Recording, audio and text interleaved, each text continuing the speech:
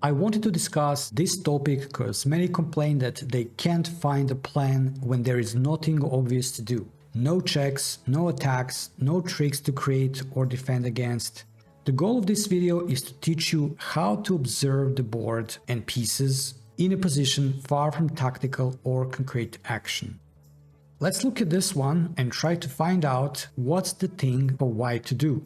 You'll quickly realize that finding a positional plan is not more difficult than those tactical missions and puzzles. And if you remember, in our previous video we were talking about our opponent struggling with their weaknesses. This time we're going to start from our own, asking a question: what's wrong with my own camp? Now you should know that both of these perspectives are important, but in these videos we are only discussing them separately. Now take some time to think, pause the video if you need, and start observing piece by piece, pawn by pawn, and you won't have difficulties to realize what to do here. Obviously, we have weaknesses on our A file, those doubled, isolated pawns. But the pieces are even worse. Our rook is awful, our bishop is terrible, and our knight hasn't moved yet. The king is kind of fine, but a little bit more exposed than the opponent's king. Overall, almost everything is bad and wants to be fixed, except of the queen's position. She's okay. Question is, can we fix all of these sadly looking elements of our position? I can't see a way to fix those double pawns, but definitely we can do something about our bad pieces. Let's start with our knight. How to make it better? Now, many of my students would be thinking just how to move the knight on the next move. And if you'd find out that the knight cannot really make any move, next thing is, what can I do to make a room for my knight? Finally, you make a room, your knight develops, but it doesn't make it a better piece. It is not satisfying enough. Instead, I'm gonna push you to think a little bit further. Think of the ideal spot for the knight, like almost picking it up and choosing a square to put it on. But try not to be too unrealistic about it, okay? Picking a square which, for example, instantly wins, such as f8 forking two pieces of black. Simply, that's not going to happen because it doesn't really depend on you and your opponent won't really allow it. Instead, we're going to be asking, what would be an active place for my knight under two conditions? Should be realistic for the knight to get there, and two, it should be guaranteeing stability for my knight. Like if you put it somewhere where it's going to be active, but the opponent can just chase it away in a move, then it's not a good idea. You may spend 5 or 10 moves to get there and you just get chased away. In this case, we come to the idea of getting a knight to e5. But how realistic is that? What do we need to do in order to bring it there? Now, in order to reach e5, it needs to be on f3. And it can get to f3 via d2, and the d2 square is currently occupied by our queen, so we need one move to move the queen away and 3 following moves to get a knight to e5, 4 moves total. And one can't ignore the question, is it worth it? As you know, time is extremely important in chess, so the question is real. For the time being, we'll just say that the ideal square for the knight is e5. Now, when it comes to our rook, it is easy to just move our king anywhere, f2 or g2, and the rook gets active possibly on an open e file. It seems easy, we're only 2 moves away. Now, just a bit more experienced player would be thinking of another file as well, the b file. But a beginner level player would even not see that option at all, because currently there are 2 of our pieces blocking that file.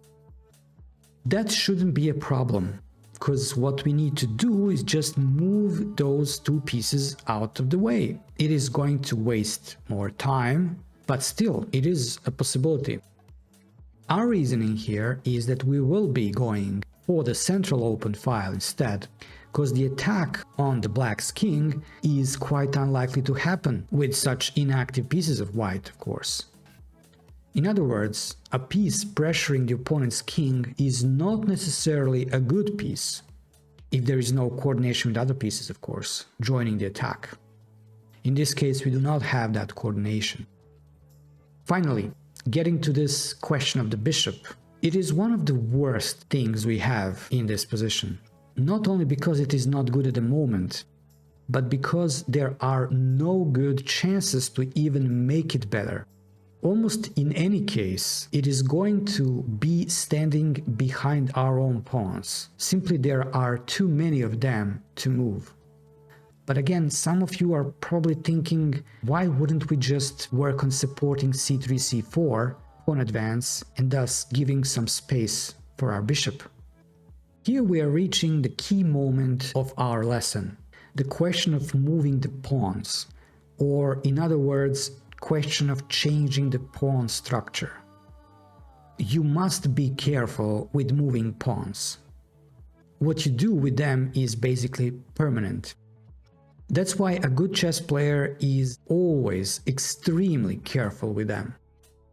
Especially with those in the center, because a lot about pieces' activity depends on those pawns in the center. So what are we potentially doing by placing the c3 pawn to c4? Assuming that black is going to capture it and white recapturing, doesn't matter how that happens, try just to visualize what we get and what is different comparing with the current situation on the board. We're really going to get more space for our bishop, but look what happens with their bishop. How well it is going to be getting that bishop to the d5 square, cutting the board through the center, pointing towards our king's position. We do a little for our white's bishop, but we help the opponent's bishop significantly. And that's a typical beginner's mistake. That's why they say, against a beginner level player, you don't need to do anything. Let them do the job. So we are not going to go for the c3, c4 pawn break. Instead, we'll try the same what we did for our knight. Think of an ideal placement for it, ideal diagonal, combining it with a question of how realistic the idea is. After some thinking, the best we can possibly find is placing it on the a3 square, controlling relatively long diagonal a3, f8.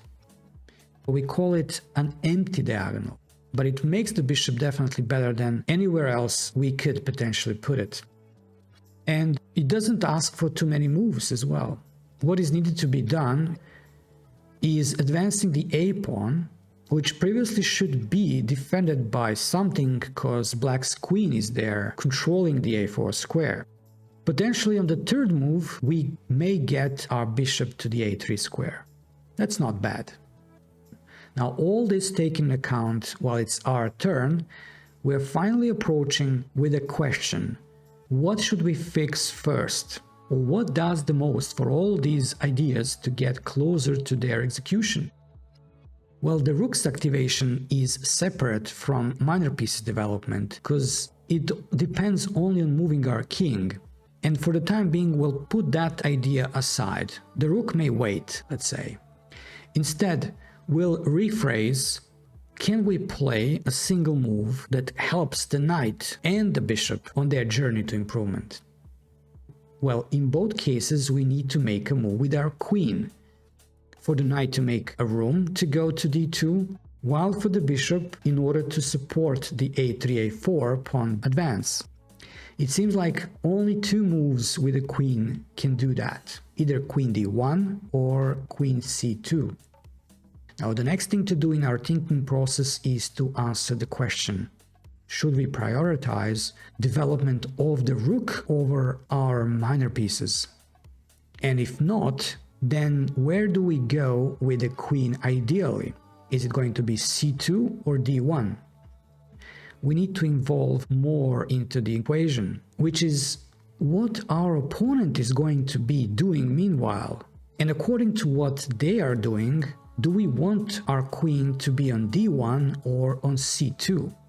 And while that's going to be left for another video to discuss, I'd like to ask you to make a guess or think about this using the same questions, only this time for black's pieces.